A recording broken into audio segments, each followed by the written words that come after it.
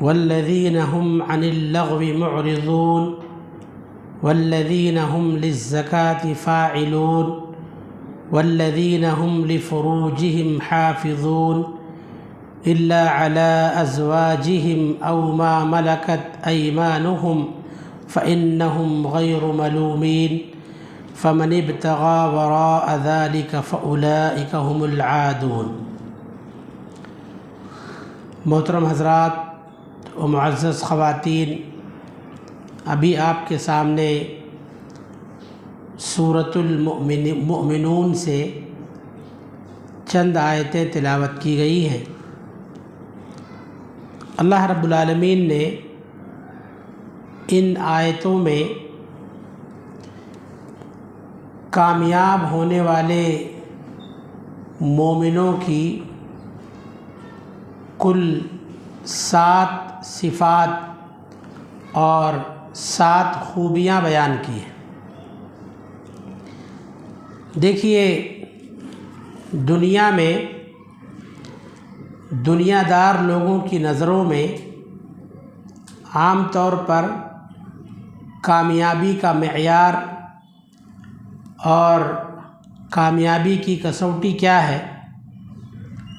لوگ یہ سمجھتے ہیں کہ جس کے پاس زیادہ سے زیادہ مال و دولت ہو، ساز و سامان ہو، ہر طرح کی آرام و آسائش کی چیزوں سے جو شخص بہرہ ور ہو، وہی شخص کامیاب ہے۔ یہ دنیا دار لوگوں کا نظریہ اور دنیا دار لوگوں کی سوچ ہے، مگر شریعت کی نظر میں حقیقی معنوں میں کامیاب کون ہے؟ تو بولیے، شریعت کی نظر میں جن کو کامیاب کہا گیا ہے ویسا کامیاب بننے کی کوشش کریں گے نا انشاءاللہ؟ انشاءاللہ۔ تو شریعت کی نظر میں کامیاب وہ ہے جو دنیا میں رہ کر اپنے رب کو راضی کر لے اور اس کے بدلے میں آخرت میں اللہ کی رحمت اور اس کی مغفرت اور جنت کا مستحق ہو جائے۔ تو حقیقی معنوں میں شریعت کی نظر میں وہی کامیاب ہے۔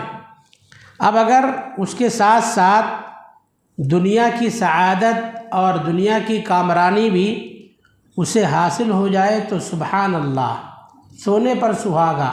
ورنہ اصل کامیابی تو آخرت کی کامیابی ہے۔ اللہ کے نبی صلی اللہ علیہ وسلم باقاعدہ صحابہ کرام رضوان اللہ علیہم مجمعین کی ہمت افزائی کرتے ہوئے، ان کا حوصلہ بڑھاتے ہوئے کہا کرتے تھے، اللہم لا عیش الا عیش الآخرہ۔ اصل کامیابی تو آخرت کی کامیابی ہے۔ اصل میں کامیاب ہونے والے وہی لوگ ہیں جو آخرت میں کامیاب ہونے والے ہوں گے۔ اللہ تعالیٰ نے سورہ مومنون کے آغاز میں اپنے کامیاب ہونے والے بندے اور بندیوں کے 7 صفات بیان فرمائے۔ ان میں سے پہلی صفت الذین هم فی صلاتہم خاشعون، جو اپنی نمازوں میں خشوع اور خضوع اختیار کرتے ہیں۔ خشوع اور خضوع کیا ہے؟ مفسرین نے لکھا ہے کہ قلب اور جوارح کی یکسوئی کا نام خشوع ہے۔ قلب کی یکسوئی کیا ہے؟ قلب کی یکسوئی یہ ہے کہ جب ہم نماز میں کھڑے ہوں تو دل میں اللہ کی عظمت کا احساس ہو۔ نبی کریم صلی اللہ علیہ وسلم نے احسان کی تعریف کرتے ہوئے فرمایا، ان تعبد اللہ کأنک تراہ، تم اللہ کی عبادت اس طرح کرو گویا اللہ کو دیکھ رہے ہو۔ فإن لم تکن تراہ فإنہ یراک، اگر یہ احساس نہ ہو تو کم از کم یہ احساس اور یہ خیال رہنا چاہیے کہ ہم جس مالک کی عبادت کر رہے ہیں وہ ہم کو دیکھ رہا ہے، اس کو ہمارے تمام کاموں کی خبر ہے۔ تو نماز کے اندر بھی دل میں یہ احساس ہونا چاہیے، یہ قلب کا خشوع ہے۔ خشوع کے لغوی معنی ہوتے ہیں جھکنا، ہمارے دل کا جھکاؤ اللہ تعالیٰ کی طرف۔ اور اعضاء اور جوارح کی یکسوئی یہ ہے کہ بندہ جب نماز میں کھڑا ہو تو ادھر ادھر نہ دیکھے، نماز میں کھڑا ہو تو اپنے بالوں کو سنوارنے میں نہ لگا رہے، نماز میں کھڑا ہو تو اپنے کپڑوں کو درست کرنے میں نہ لگا رہے، بلکہ ظاہری اعتبار سے بھی ایسا لگے کہ یہ بندہ اللہ کی عبادت میں کھڑا ہے۔ تو دل کی بھی حاضری اور ساتھ ہی ساتھ ظاہری حاضری بھی نماز میں ہونی چاہیے۔ اور محدثین نے، مفسرین نے یہ بھی لکھا ہے، دیکھیے نماز کے جو 4 ارکان ہیں، قیام، رکوع، سجود، قعود، یہ 4 ارکان ہیں نماز کے۔ تو یہ چاروں ارکان کیا ہیں؟ نماز کے جسم ہیں۔ کیا ہیں؟ نماز کے جسم ہیں۔ اور خشوع نماز کی روح ہے۔ جس طرح سے ہمارے جسم میں روح اور جان کی اہمیت ہوتی ہے، اگر ہمارے جسم سے روح کو، جان کو الگ کر دیا جائے تو جسم بے معنی ہو جاتا ہے، جسم کی کوئی حیثیت باقی نہیں رہ جاتی ہے۔ اسی طرح سے اگر آپ کی نماز میں خشوع نہ ہو، دل کی حاضری نہ ہو، دل کا جھکاؤ اللہ کی طرف نہ ہو نماز میں، تو نماز بیکار ہے۔ آپ کی نماز خالی ورزش کہلائے گی بس، آپ کی نماز خالی ایکسرسائز رہے گی بس، اس کے علاوہ آپ کی نماز پر اللہ کی جانب سے کوئی ثواب نہیں ملے گا۔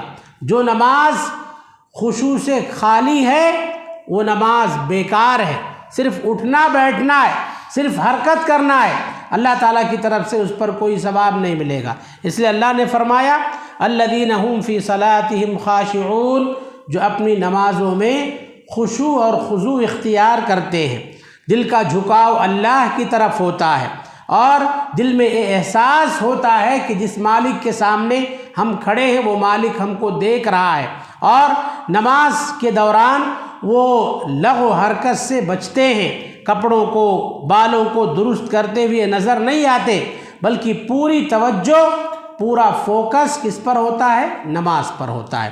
تو یہ پہلی صفت اللہ تعالیٰ نے بتائی۔ دوسری صفت لغو سے بچتے ہیں، والذین هم عن اللغو معرضون، کامیاب ہونے والے کون ہیں؟ جو لغو سے بچتے ہیں۔ لغو کے تعلق سے مفسرین نے لکھا ہے ہر وہ کام اور ہر وہ بات جس کا کوئی فائدہ نہ ہو، جس کا کوئی فائدہ نہ ہو۔ آپ دیکھیے مسجد میں، اللہ کے گھر میں قرآن و حدیث کے دروس میں بیٹھنا ہم پر گراں گزرتا ہے، مگر سڑکوں پر، چوراہوں پر، یہاں وہاں گھنٹوں لغو میں ضائع کر دیتے ہیں، برباد کر دیتے ہیں۔ گھنٹے گھنٹے معمولی بیکار مسئلوں پر ہم کمنٹری اور تبصرے کرتے ہیں۔ یہ سب کیا ہے؟ لغو ہے۔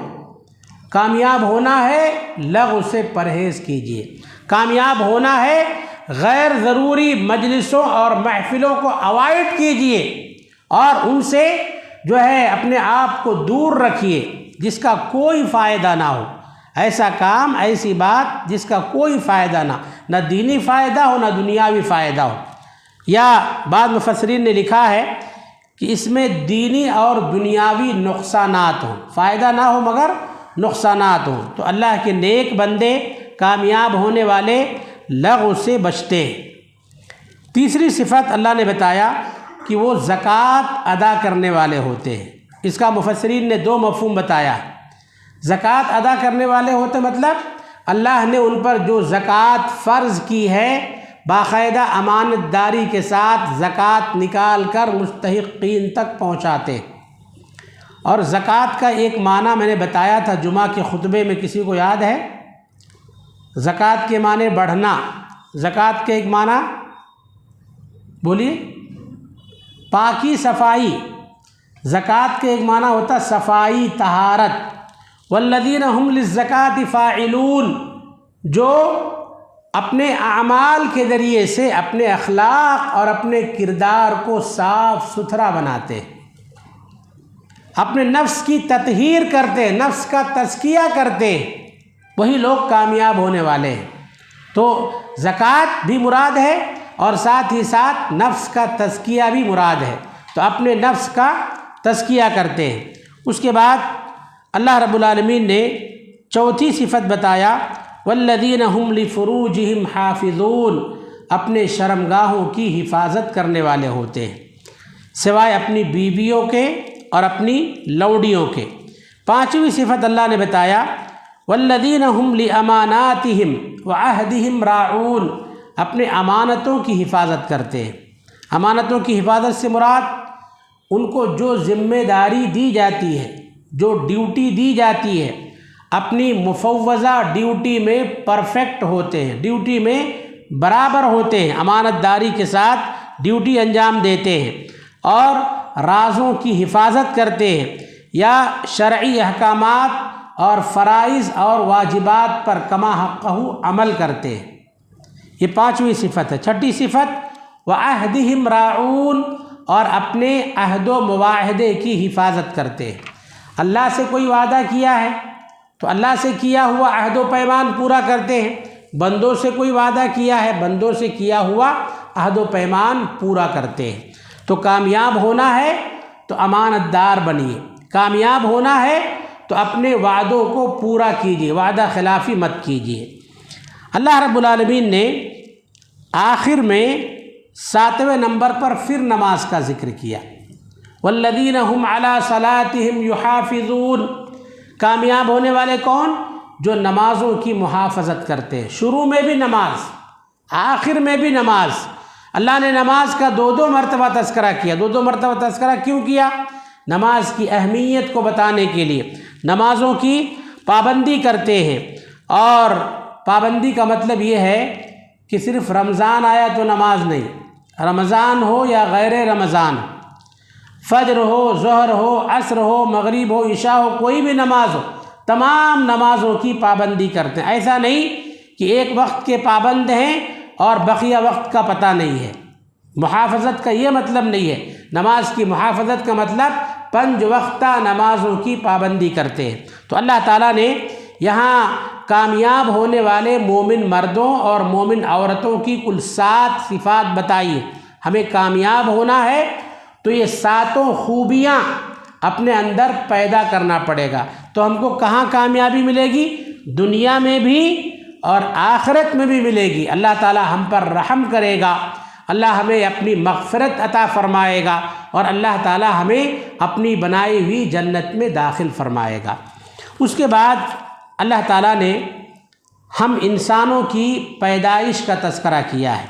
سورہ مومنون کے اندر اللہ تعالیٰ نے انسانوں کی پیدائش کے 7 مراحل بیان فرمائے ہیں۔ 7 مراحل۔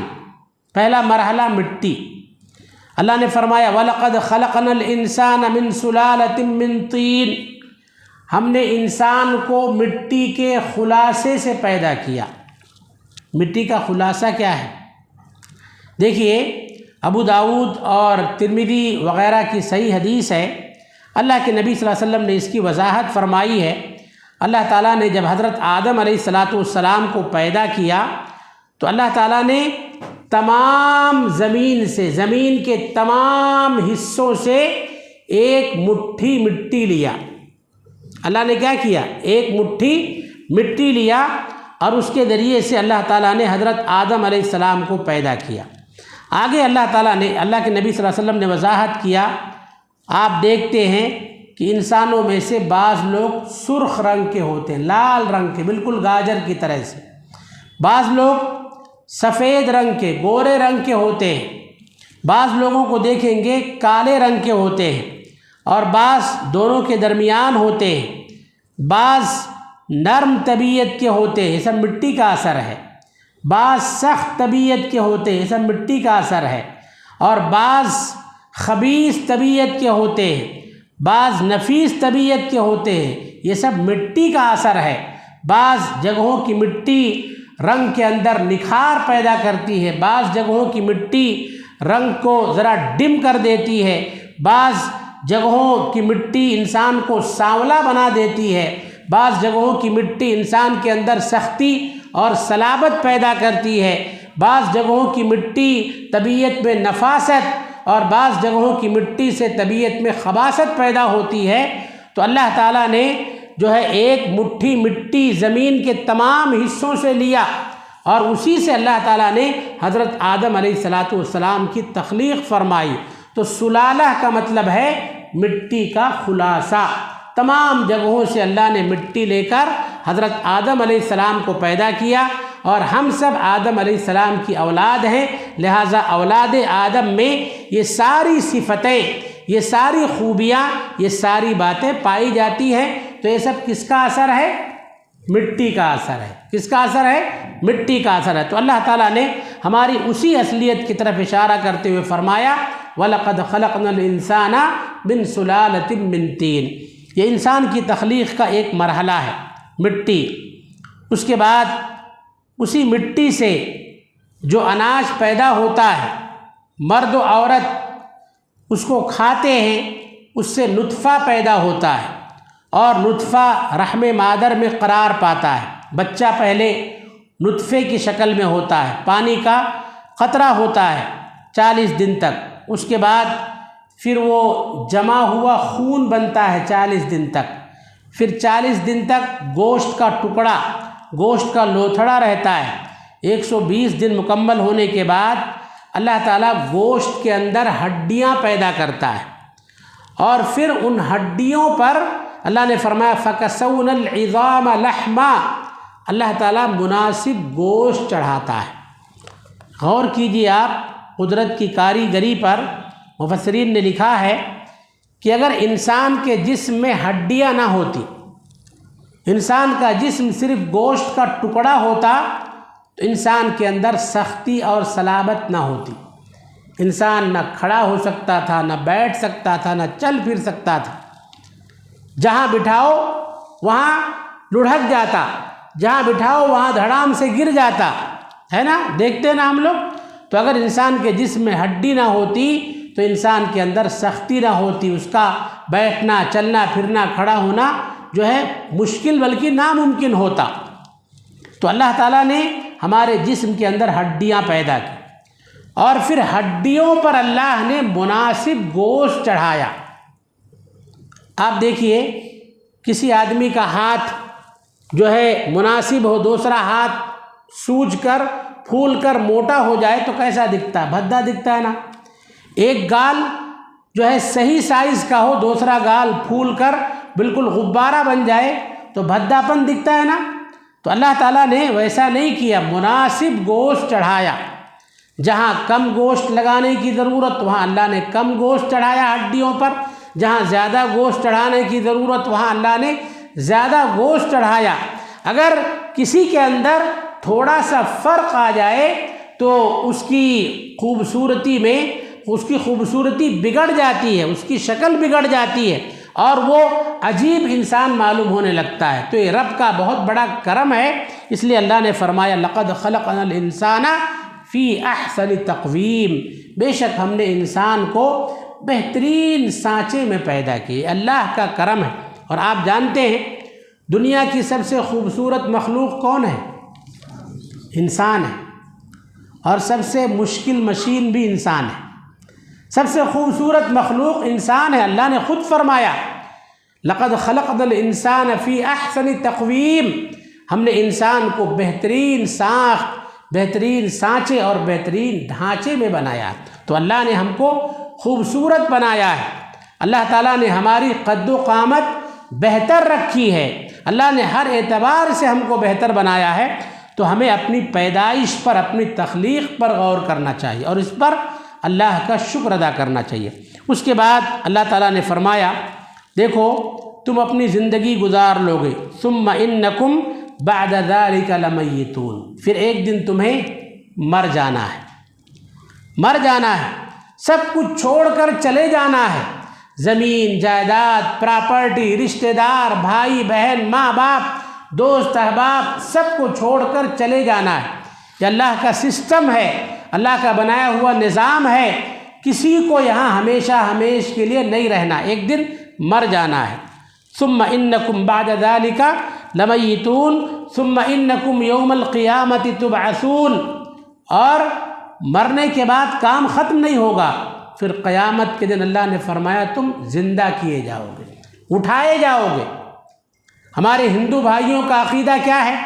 مر گئے معاملہ ختم، اس لیے مرنے کو آخری سفر بولتے ہیں، انسان کا آخری سفر ہے۔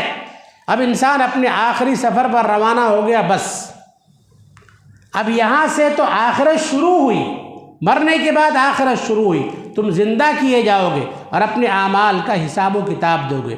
سورہ طٰہٰ میں اللہ نے فرمایا منہا خلقناکم وفیہا نعیدکم ومنہا نخرجکم تارۃ اخریٰ، اسی مٹی سے ہم نے تمہیں پیدا کیا، دوبارہ اسی مٹی میں لوٹائیں گے، قبر کے حوالے ہو جائیں گے اور ایک دن تمہیں اسی سے زندہ کریں گے۔ یہ اللہ کا سسٹم ہے۔ اللہ تعالیٰ نے قرآن مجید میں، نبی کریم صلی اللہ علیہ وسلم نے مختلف احادیث میں بیان فرمایا ہے، لہٰذا ہمارا ان پر ایمان ہونا چاہیے۔ اور یاد رکھیں، اپنی حقیقت کو ہمیں کبھی بھی نہیں بھولنا چاہیے، ہمیں اپنی اصلیت، اپنی حقیقت کو ہمیشہ یاد رکھنا چاہیے اور کبھی بھی ہمیں فخر و غرور کا مظاہرہ نہیں کرنا چاہیے، کیونکہ ہماری تخلیق، ہماری پیدائش ایک حقیر اور معمولی پانی سے ہوئی ہے۔ ہاں، اللہ تعالیٰ نے ہم کو اشرف بنایا ہے، اس پر اللہ کا شکر ادا کرنا چاہیے، کبھی بھی کسی پر ظلم و زیادتی کا مظاہرہ نہیں کرنا چاہیے۔ تو اللہ تعالیٰ نے اس سورہ کے اندر یہ اہم باتیں بیان فرمائی ہیں جو ہم سب کے لیے قابل غور ہیں، قابل عمل ہیں۔ اللہ رب العالمین سے دعا ہے کہ رب العالمین ہم تمام لوگوں کو ان باتوں میں کما حقہ غور و فکر کرنے کی توفیق عطا فرمائے۔ اللہ تعالیٰ ہم سب کو اپنے اندر کامیاب ہونے والے مومن بندے اور بندیوں کے صفات کما حقہ پیدا کرنے کی توفیق عطا فرمائے۔ رب العالمین اس تعلق سے اگر ہمارے اندر کچھ کوتاہی ہو، کچھ خامی ہو، اللہ ہم سب کو اپنی خامیوں کی کما حقہ اصلاح کرنے کی توفیق عطا فرمائے۔ اللہ تعالی ہم سب کے یہاں آنے، بیٹھنے، سننے کو قبول فرمائے اور اس مجلس کو ہم سب کے لیے دنیا و آخرت میں ہر اعتبار سے باعث نجات بنائے۔ آمین ثم آمین۔ وآخر دعوانا ان الحمد للہ رب العالمین۔ والسلام علیکم ورحمۃ اللہ وبرکاتہ۔ سبحانک اللہم وبحمدک، اشہد ان لا الہ الا انت، استغفرک واتوب الیک۔